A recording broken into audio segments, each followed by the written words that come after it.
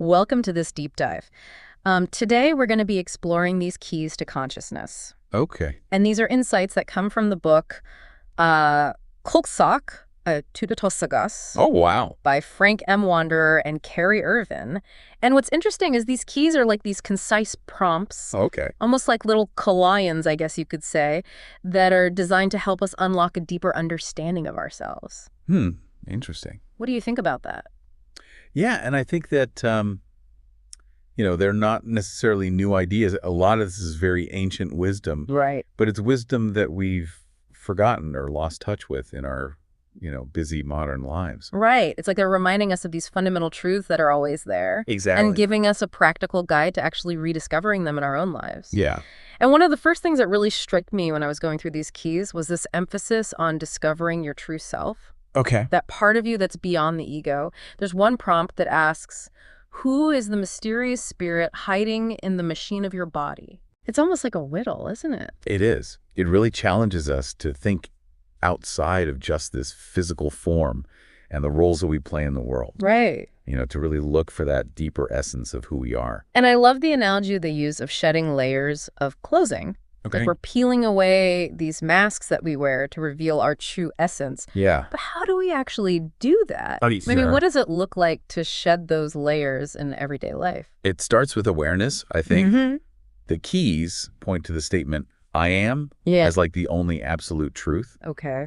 And that everything else, our thoughts, our feelings, the roles that we play, all of that are just kind of temporary layers on top of that fundamental truth. Mm. So maybe shedding those layers starts by simply noticing those thoughts and feelings Right. without judgment, Right. just seeing them as kind of passing clouds rather than identifying with them as like me or who I am. So instead of saying, like, I am angry, maybe we could say, I am experiencing anger. Exactly. That subtle shift in language. It seems to create a little bit of space Yeah, it does. between the I am and the emotion. Exactly. Yeah. And it allows us to become the observer Yeah. rather than getting so caught up in like the content of our thoughts and feelings. That makes a lot of sense. And there's another key that says, if you lose yourself, then you find yourself. Mhm. How does this paradox fit into this whole concept of shedding layers and discovering our true selves? Well, I think it's about letting go of those constructed identities. Okay. Think about those times when you've been so engrossed in an activity, Yeah. whether it's like playing music or being out in nature where you kind of lose track of time Right. and your sense of self kind of fades away. Mm-hmm. And in those moments, I think we really connect with that pure awareness that simply is. Right. It's a state of being, not doing. It's just being present. Exactly. Yeah. And that reminds me of another major theme that comes up throughout these keys is this power of the present moment. They have this incredible quote, there is only one eternal now moment. You must understand. Everything is now. And if you understand this deeply, then you understand everything. That's a big one. Yeah, that's a lot to unpack. It is. But I think what they're getting at is that true happiness exists in this present moment. Okay. It's not about dwelling on past regrets or chasing future aspirations. Right. It's about fully embracing the now. But how often are we actually present in our lives? Right. I think most of us spend a good chunk of our time lost in thoughts about the past or worries about the future. Absolutely. I know I do. Yeah, me too. And the keys suggest that by shifting our focus to the present moment, we not only experience more joy and peace, but we also gain a deeper understanding of ourselves and the world around us. So how do we actually cultivate present moment awareness? I mean, is it just about trying to think about the present moment? Well, I think it's more about noticing when our mind wanders away from the present. Like right now, are you aware of the sensations of your body sitting in the chair? The sounds in the room? To be honest, I was so focused on what we were going to talk about next that I wasn't really paying attention to any of that. And that's how most of us live our lives. Yeah. On autopilot, lost in thought. Right. But by simply noticing those moments when our mind drifts away, Okay. we can gently bring it back to the present. Okay. And that's what mindfulness is all about. So it's not about forcing ourselves to stay in the present moment all the time, Right. but rather about developing the awareness to notice when we're not. Exactly. And the more we practice, the easier it becomes Okay. to catch ourselves and redirect our attention back to the now. It's like building a muscle. It is. It's like a mental muscle. That's a great analogy. Yeah. And the keys also suggest that this mindfulness practice can help us break free from the grip of the ego. Yeah. Now, this is where it gets really interesting to me. Okay. They talk about the ego as a construct, something that's built upon identification with our thoughts, our feelings, and our desires. All right. But what does it actually mean to disengage from the ego? Right. It almost sounds like a very abstract concept. Yeah. How do you think about that? Well, and the keys point out that the more we fight the ego, the stronger it becomes. Oh, absolutely. Think about those times when you've tried to suppress a negative thought or emotion. Yes. It often just makes it more intense. It's like trying to hold a beach ball underwater. Exactly. The more you push it down, the more forcefully it pops back up. Right. So instead of fighting the ego, the keys suggest that we kind of shift our focus to that deeper I am awareness. So by disengaging from the ego's demands and desires, we allow it to kind of wither away naturally. So it's about recognizing that we are not our thoughts. Yes. We are not our emotions. Right. We are the awareness that experiences them. Exactly. Yeah. And that awareness is always present, even when we're caught up in the whirlwind of daily life. It's like the sky. It's always there, even when it's obscured by clouds. I love that image. Yeah. It's a beautiful analogy. And it makes me wonder if the ego is this construct that's built on identification with these thoughts and feelings. Right. How does societal conditioning play into all of this? Well, I think society often reinforces the ego's desire for external validation and achievement. Absolutely. They're constantly bombarded with messages about, what we should be, what we should have, how we should measure up. It's like we're on this never-ending treadmill. Yes. Striving for something that always seems just out of reach. Exactly. And the keys really challenge us to kind of step off that treadmill. Okay. And question those pre-programmed patterns. They emphasize the importance of inner work, of turning our attention inward and discovering our own unique path. So instead of chasing happiness in the outside world, it's about finding that happiness within. It is. True spiritual growth, according to the keys, comes from this inward journey. And they make it clear that meditation isn't about forcing silence, Right. but rather allowing deeper dimensions of awareness to unfold naturally. Like creating space for those quiet whispers of wisdom to emerge. Precisely. Yeah. And it's not just about intellectually grasping these ideas, but about experiencing them in our own lives. That's where the real transformation happens. Yes. It's putting these insights into practice in our everyday actions. Exactly. Living with awareness, as the keys put it. Uh-huh. Bringing that mindfulness and self-awareness into everything we do, big or small.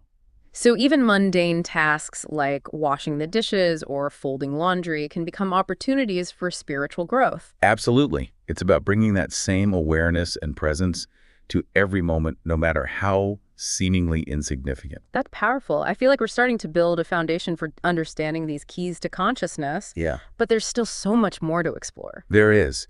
And I think the next set of keys delves even deeper into this idea of awakening to our true nature and how that translates into living a more fulfilling life. Well, I'm excited to dive in. Me too.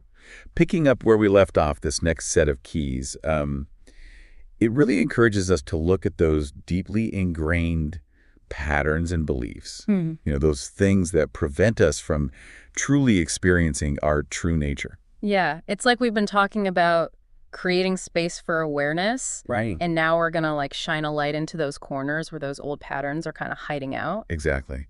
And one of the keys that really struck me, it says, you see that you are inclined to carry the worries and burdens of the memories of the previous day.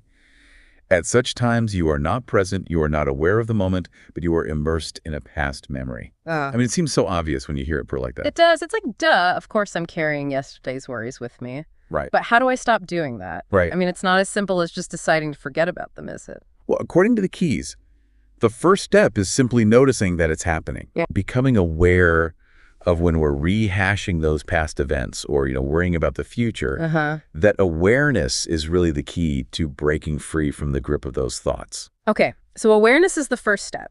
But what comes next? Right. How do we actually shift our focus from those old stories to the present moment? The keys suggest embracing each new day, each new moment as a fresh start. Yeah, okay. There's a key that says, notice that every day is a new day.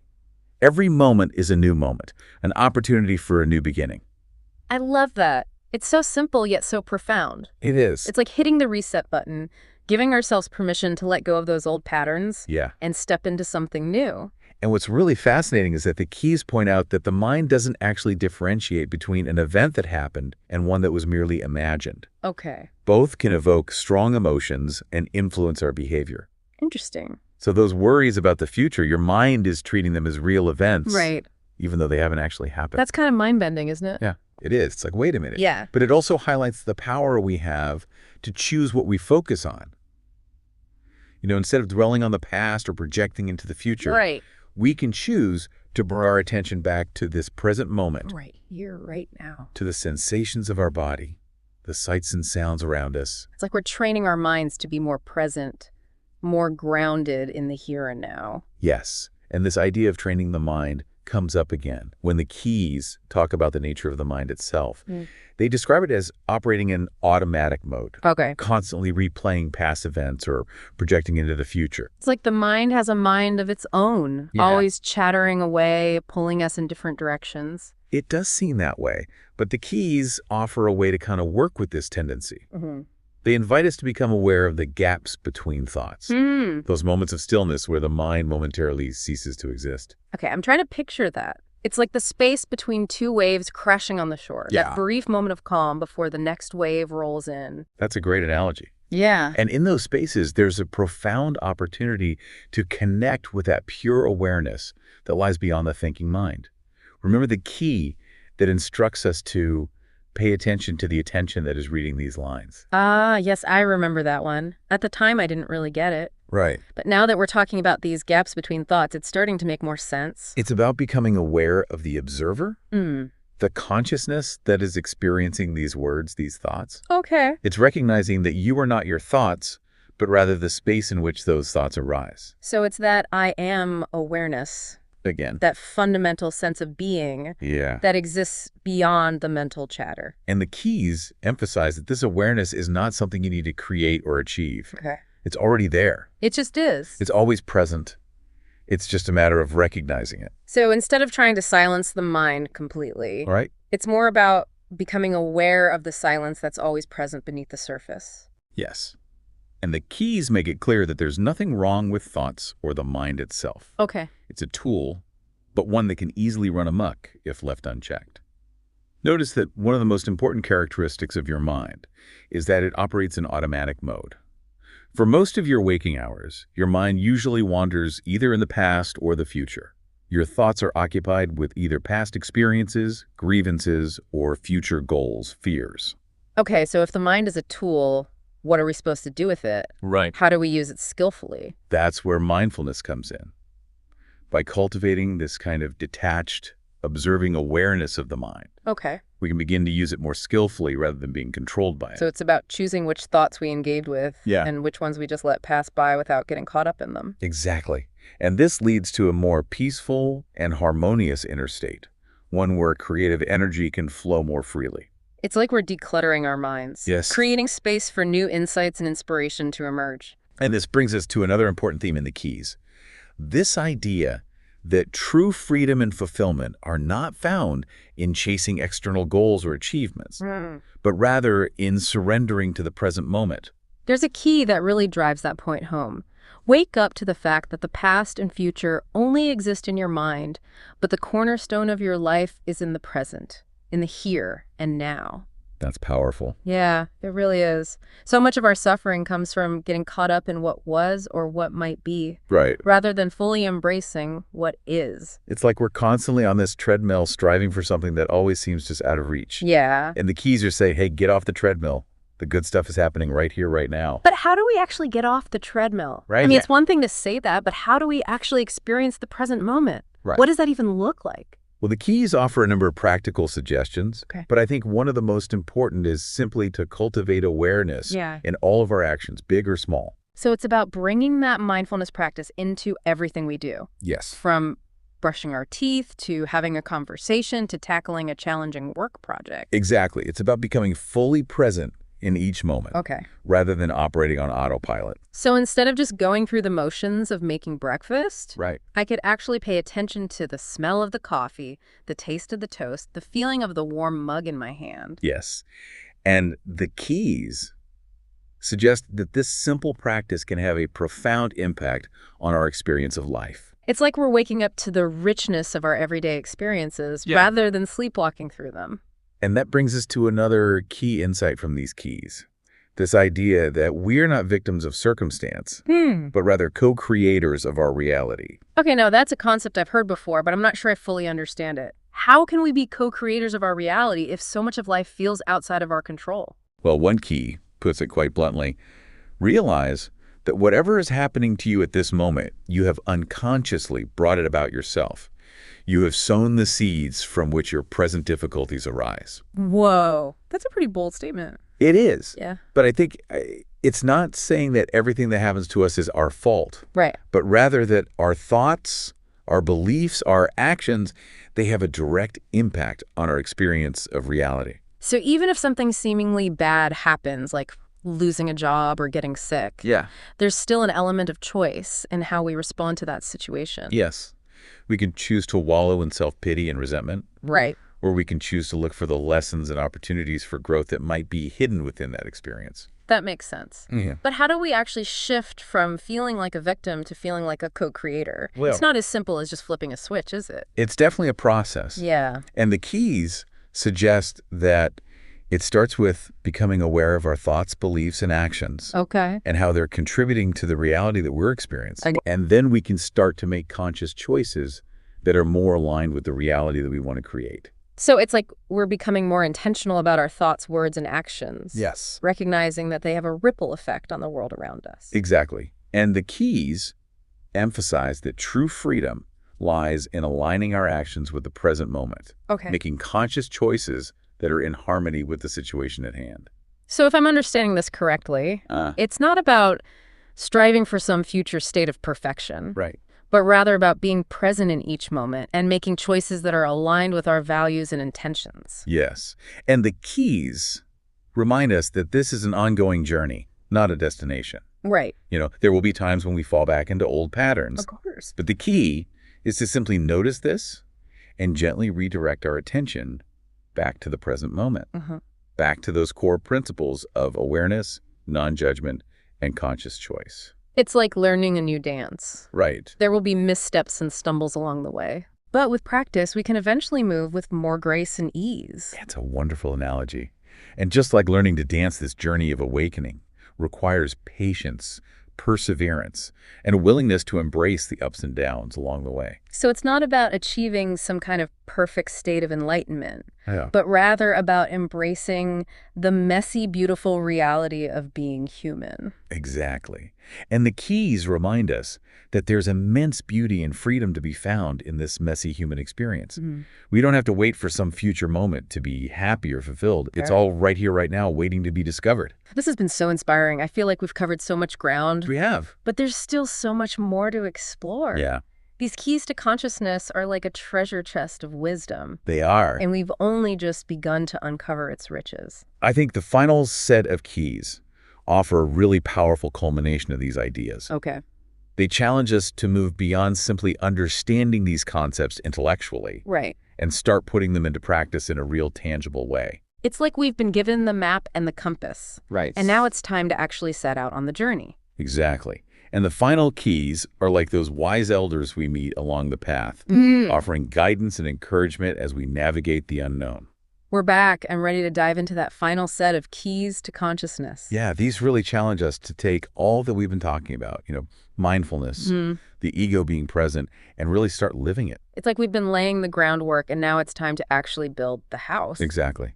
And one of the first keys that really stood out to me in this section was this emphasis on recognizing the illusionary nature of our perceived reality. Okay, now I've heard that phrase before, the illusion of reality, Right. but I'm not sure I really fully grasp it. What does that actually mean? Well, one of the keys puts it this way. Notice that you never see reality, but only what you think is reality. Every separate human being thus creates his own separate reality, which is different from the separate reality of everyone else. So it's like we each have our own personal filter. That colors how we see the world. Precisely. And those filters are shaped by our beliefs. Our past experiences, our cultural conditioning, all sorts of things. So two people could witness the exact same event Yeah. and walk away with completely different interpretations of what happened. Absolutely. And that's why it's so important to be aware of our own filters. Okay. To recognize that what we perceive as reality is just one version of reality, Right. not the absolute truth. That's a pretty humbling realization. It can be. To think that everything we believe, everything we hold to be true, Yeah. might just be a product of our own limited perception. But it's also incredibly liberating. Okay, how so? Because if our reality is a construct, then we actually have the power to change it. So instead of feeling trapped by our circumstances, we can actually choose to see things differently. Yes. To create a more empowering and fulfilling reality for ourselves. That's the key takeaway here. Okay. And these final keys really urge us to let go of those old limiting beliefs that are no longer serving us and embrace the unknown with open arms. There's one key that really stood out to me when I was reading through this section. Okay. It says, realize that you have invested so much energy in your lives over the years that now it terrifies you to death if anyone questions their truth. Well, that's intense. Right. But it really highlights how attached we can become to our beliefs. Yeah. Even when they're causing us pain or holding us back. It's like we'd rather cling to a familiar lie Right. than face the uncertainty of the truth. But the keys suggest that true freedom lies in letting go of those lies, Okay. in being willing to question everything we think we know. That takes a lot of courage. It does, but the rewards are immeasurable. It's about opening ourselves up to a whole new way of experiencing life, Right. one that's filled with possibility and wonder. And these keys offer a roadmap for that journey. They do. They remind us that the spiritual path is not about seeking external validation or achievement, Right. but rather about turning our attention inward and discovering the truth that already resides within us. Exactly. And there's a key that speaks directly to this set. Spiritual teachings are only valuable to you if you recognize their truth in your own life. And this recognition does not come about through the analytical functioning of the mind, but from insights inspired by inner silence. So it's not about memorizing these keys or trying to force ourselves to believe them, Oh. but rather about creating space for those insights to emerge organically from within. Yes.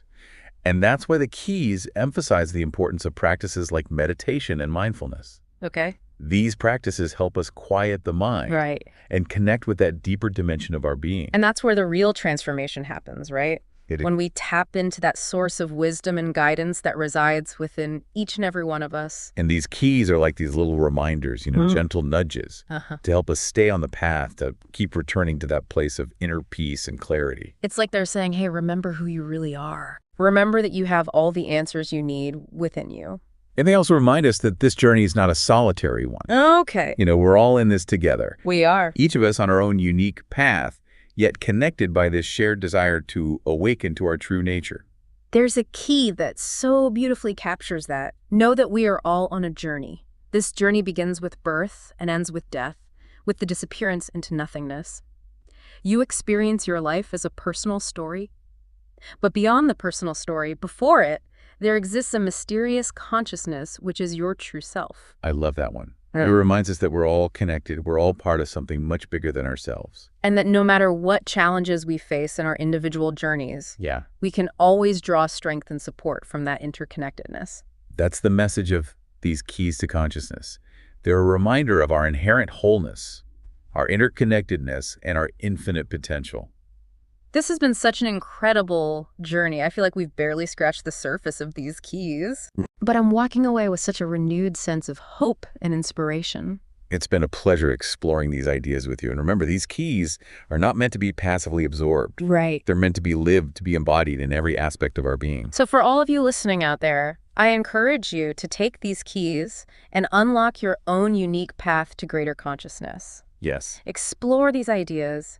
Experiment with the practices, and most importantly, trust the wisdom that resides within your own heart. Because the world needs more awakened souls, more people who are living from a place of awareness, compassion, and love. Beautifully said. And on that note, we'll bring this deep dive to a close. Until next time, keep seeking, keep growing, and keep shining your light. May your journey be filled with joy, meaning, and wonder.